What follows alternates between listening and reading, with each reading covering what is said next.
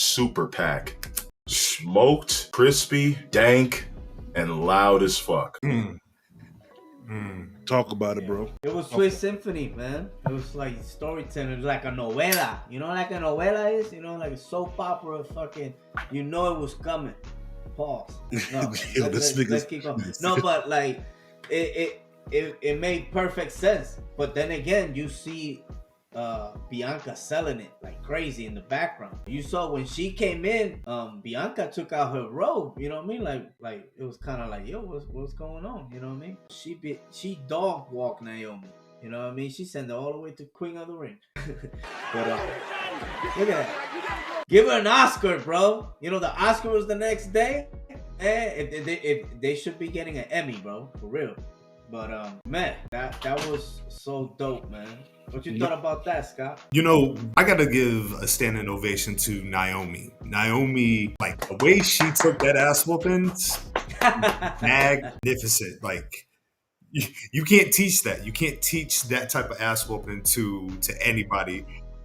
Just from her looking back at Bianca, you know what I mean? Like the semi-confidence that like, oh, I'm not gonna get hit, bruh. And then, like I said, she even taking it to the red carpet with the neck brace. Like that is a certified wrestler right there. Like that's why she's a hooper. So I think we gotta, while the Jade was very impressive in what she did, we gotta give it up to Naomi. Naomi killed that aspect of getting beat down. See, this is why Trinity Fatu is a key figure in this business. All of her experience, everything that she's been through. I'm even going back to, when, her and Sasha were champions. Not seeing her for a while. And, I think that if you don't have Trinity Fatu involved in this story, Naomi, excuse me, let's get back.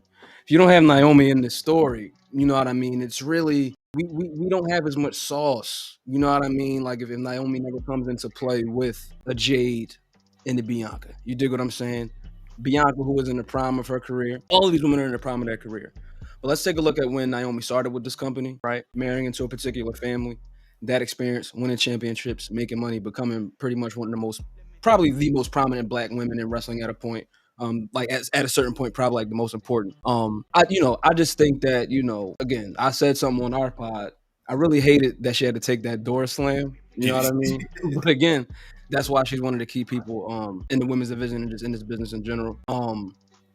But sooner or later, man, like Bink, she got some explaining to do, man. You dig what I'm saying? Like, and I really like the theme of this whole Elimination Chamber. I like the undertone of it about like getting to certain levels, getting to the next level. What would you be willing to trade? Who would you be willing to trade on to get to that next in order to break those records, right? Like, this could have been some long game shit. You know what I mean? Let's not have Jade be involved in the Elimination Chamber, Naomi, because like, I could probably break a record. You know what I mean? That probably was a conversation that was had. You know what I mean? Just staying within the story, but just trying to think about what are some possibilities, what are the deeper details in the story. Again, we can talk about Cena and all of that, but I like this Elimination Chamber and just like the undertones of it. I really think that this story kind of like makes, it made the pay-per-view what it was starting out. You know what I mean? It really just started us on a certain trajectory for the rest of the night, if that makes sense. Makes perfect sense. And I think the Elimination Chamber was a hidden metaphor for the plan that Bianca Belair was laying out